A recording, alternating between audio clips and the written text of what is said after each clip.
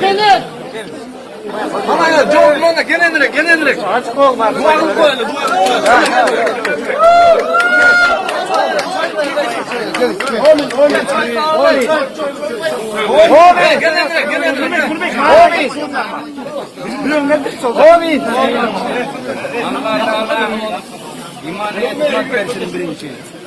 Amin.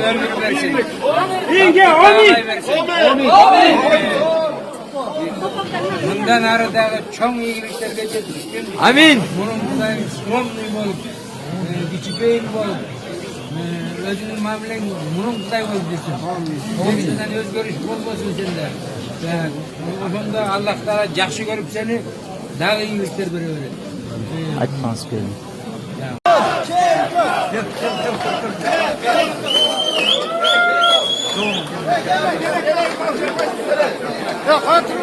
Gelin.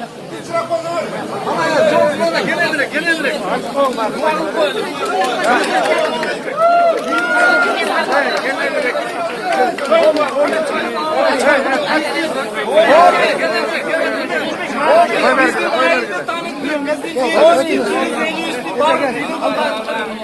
Ben Yegiz o.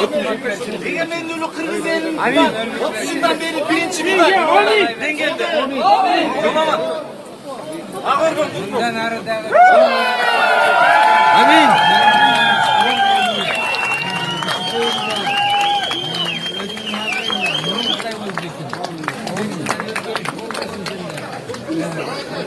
Alloh taolo yaxshi ko'rib seni dag'i iyiliklar beraveradi.